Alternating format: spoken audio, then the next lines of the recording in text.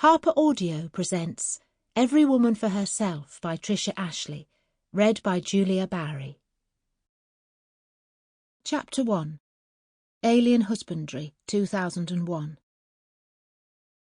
Got up at the crack of dawn to kill the fatted breakfast before driving Matt to the airport, only to discover that aliens had stolen my husband during the night and substituted something incomprehensibly vile in his place.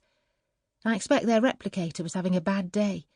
I distinctly remembered marrying a gentle, long-haired, poetry-spouting Jason King look-alike with a social conscience.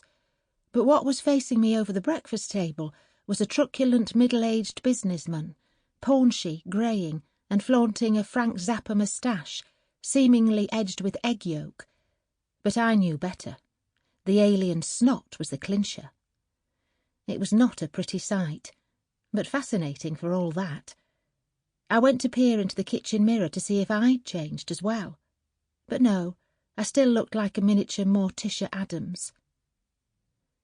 "Charlie," the Matt creature was saying impatiently, "did you hear what I said? About wanting a divorce?" I certainly had. What did he think had ripped the veils of delusion from my eyes? But I was temporarily deprived of speech, as almost a quarter of a century of married life flashed before my eyes in Hogarthian vignettes. Flake's progress. The inner film came to a jerky halt. "Yes," I said finally, nodding. I understood. Unfortunately, my memory was not of the selective kind, a cheery sundial remembering only the happy hours, so my recollections were freely punctuated with loss. Lost mother, lost virginity, lost babies, lost husband, lost in space.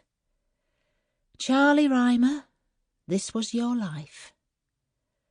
For some reason, Matt seemed disconcerted by my reaction. "We've grown apart since I've been taking these foreign contracts, and I've come to realise that this will be best for both of us. In fact, we can divorce right away, since we've been separated for more than 2 years. "How can we be separated when you're here?" I asked, trying to get my head around this concept. "But I'm not really here, am I?" he said impatiently. "I'm in Saudi." "But you're back for quite long holidays between contracts, and you said it would be better if I stayed here." "You would have hated it. You know you don't even like leaving the house, let alone the country." "But that's just York. It's got the wrong sort of outside. I'm fine at home." "This is your home." "I meant up Vale and Black Dog Moors." "You seemed eager enough to run away from it with me." "Well, that was love, an unplanned pregnancy and father." Matt said earnestly, "Charlie, it isn't that I'm not still fond of you." "Oh, thanks," I said. "In fact, thank you for having me." He ignored that. I'm not sure he even heard it, like most of the things I say. "It's just that I'm not getting anything out of this marriage," he continued. "You make me sound like a bank. What are you expecting to get out? More than you put in?" "At least there are no children to complicate things," he said, which was a very low blow. He was starting to make me feel quite sick. "I'm sorry it's come to this, Charlie, but we really can't go on. I've been offered a long contract in Japan, and I can't afford to continue maintaining 2 households." "But the house, the mortgage," I said, my brain starting to limp onwards a bit. Now the first shockwave had broken over my head. "What will happen?"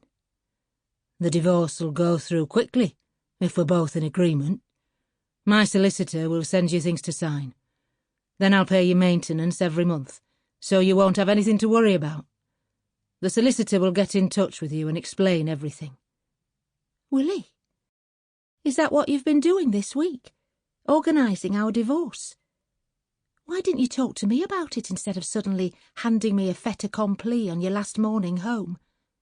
After all, I haven't done anything, have I?" "No, Sample complete. Ready to continue?